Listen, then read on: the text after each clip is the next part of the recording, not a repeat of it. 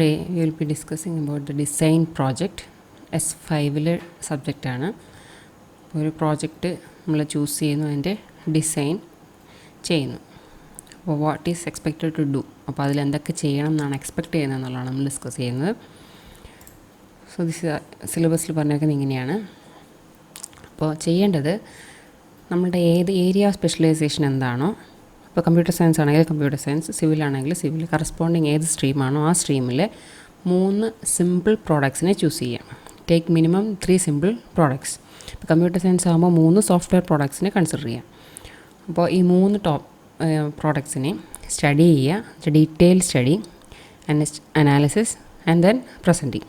ഇപ്പോൾ സ്റ്റഡി എന്ന് പറയുമ്പോൾ അതിൻ്റെ കംപ്ലീറ്റ് വർക്കിംഗ് ആൻഡ് ഫങ്ഷണാലിറ്റി നമ്മൾ ഡീറ്റെയിൽഡ് ആയിട്ട് സ്റ്റഡി ചെയ്യുക. എന്ത് പർപ്പസിന് വേണ്ടിയാണ് ഓരോ പർട്ടിക്കുലർ പ്രോഡക്റ്റും ഡെവലപ്പ് ചെയ്തിട്ടുള്ളത്, ഇനി ആ പ്രോഡക്റ്റിൻ്റെ ഫീച്ചേഴ്സ് എന്തൊക്കെയാണ്, കറൻ്റ്ലി അതെങ്ങനെ വർക്ക് ചെയ്യും, അതിൻ്റെ എന്തെങ്കിലും ഡ്രോബാക്സ് അല്ലെങ്കിൽ ഡെഫിഷ്യൻസീസ് ഉണ്ടെങ്കിൽ അതിനെ എങ്ങനെ സോൾവ് ചെയ്യാൻ പറ്റും, അല്ലെങ്കിൽ അത് മാത്രമല്ല അതിലേക്ക് ഫ്യൂച്ചറായിട്ട് എന്തെങ്കിലും മോഡിഫിക്കേഷൻസ് പോസിബിൾ ആണോ.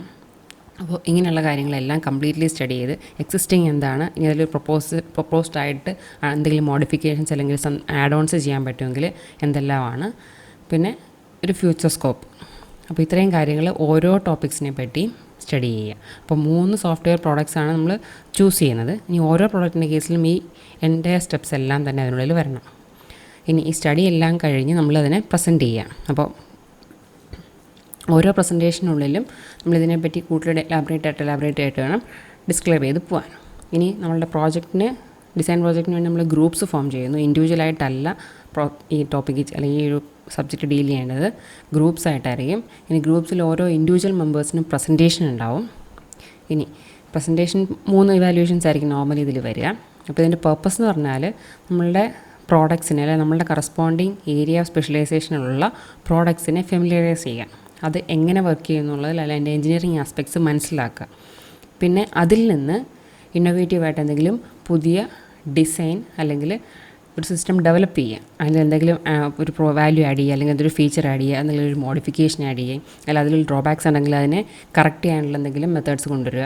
അപ്പോൾ അങ്ങനെയുള്ള കമ്പോണൻസ് ഒക്കെ ഇൻക്ലൂഡ് ചെയ്തിട്ട് ഒരു ഡീറ്റെയിൽഡ് ആയിട്ടൊരു ഡിസൈൻ വർക്കൗട്ട് ചെയ്യുക. അല്ലെങ്കിൽ അവരുടെ സ്റ്റുഡൻസിൻ്റെ ഒരു ഇന്നോവേഷനാണ് ഇതിനുള്ളിൽ നമ്മൾ കാണിക്കേണ്ടത്. അപ്പോൾ പ്രോജക്റ്റ് ടീം ശരിക്കും ഒരു പ്രോഡക്റ്റ് ചൂസ് ചെയ്ത് ആ പ്രോഡക്റ്റിൻ്റെ ഫൈനൽ ഡിസൈൻ വരെ എത്തുകയാണ് ചെയ്യേണ്ടത്. അപ്പോൾ ഫസ്റ്റ് നമ്മൾ ചൂസ് ചെയ്യേണ്ടത് 3 സോഫ്റ്റ്വെയർ പ്രോഡക്ട്സ്. ഈ 3 പ്രോഡക്ട്സിനെയും ഈ പറഞ്ഞ കാര്യങ്ങളെല്ലാം സ്റ്റഡി, അനാലിസിസ് ആൻഡ് പ്രസൻറ്റിങ്. അപ്പോൾ ഫസ്റ്റ് റിവ്യൂ എന്ന് പറയുമ്പോൾ അതിനുള്ളിൽ ഈ പറഞ്ഞ കാര്യങ്ങളെല്ലാം ആയിരിക്കും ഇൻക്ലൂഡഡ് ആവുന്നത്.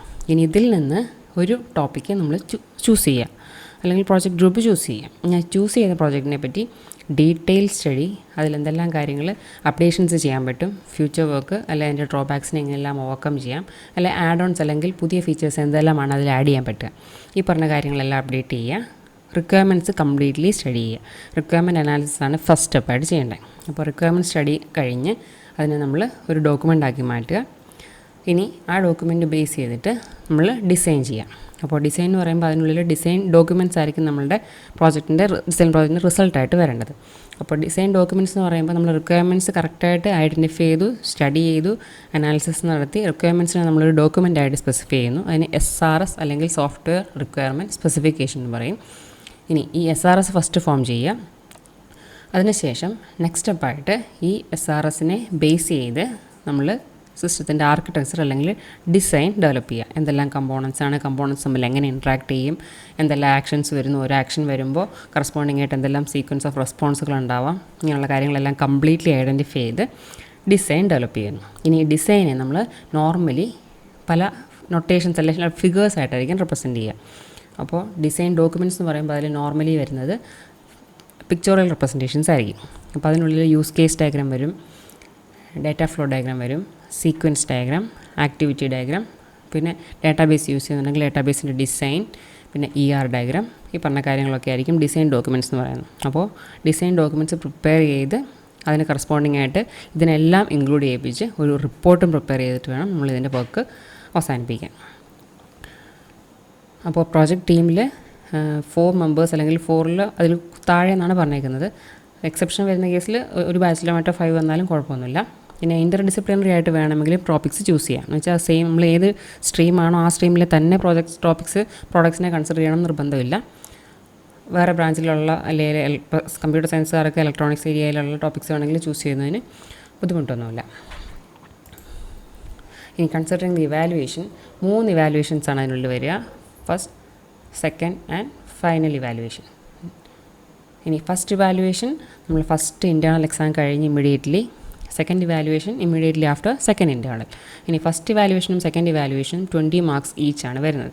ഇനി ലാസ്റ്റ് ഇവാലുവേഷൻ നമ്മൾ സെമ്മിൻ്റെ എൻഡിൽ ആൻഡ് ഇറ്റ്സ് ഫോർ 60 മാർക്സ്. ഇനി ഫസ്റ്റ് ഇവാലുവേഷനിൽ നമ്മൾ ആ 3 പ്രോഡക്റ്റ്സ് ചൂസ് ചെയ്തതാണോ അതിനെപ്പറ്റിയുള്ള ഡീറ്റെയിൽ പ്രസൻറ്റേഷൻ ആയിരിക്കും ഫസ്റ്റ് ഇവാലുവേഷനിൽ വരിക. ഇനി ഫസ്റ്റ് ഇവാലുവേഷൻ കഴിയുമ്പോൾ ഈ 3 പ്രോഡക്റ്റ്സിൽ നിന്ന് ഒരെണ്ണം ചൂസ്ഡ് ആവുന്നു. അപ്പോൾ ചൂസനാവുന്നു. അപ്പോൾ ആ ചൂസ് ചെയ്ത പ്രോഡക്റ്റിനെ നമ്മൾ നെക്സ്റ്റ് ലെവലിൽ കൂടുതൽ ഡീറ്റെയിൽ സ്റ്റഡി, SRS പ്രിപ്പറേഷൻ, പിന്നെ അതിന് കറസ്പോണ്ടിങ് ആയിട്ടുള്ള design documents, use case, data flow sequence, അങ്ങനെ ഡയഗ്രാംസ് ഇൻക്ലൂഡ് ചെയ്താണ് സെക്കൻഡ് ഇവാലുവേഷൻ വരുന്നത്. ഇനി അതിനെ കൂടി ഫൈനൽ അപ്ഡേഷനായിട്ട് എല്ലാ ഡിസൈൻ ഡോക്യുമെൻറ്റ്സും അപ്ഡേറ്റ് ചെയ്ത് റിപ്പോർട്ടും കംപ്ലീറ്റ് ആയി കഴിയുമ്പോൾ നമ്മളുടെ final evaluation is for 60 marks.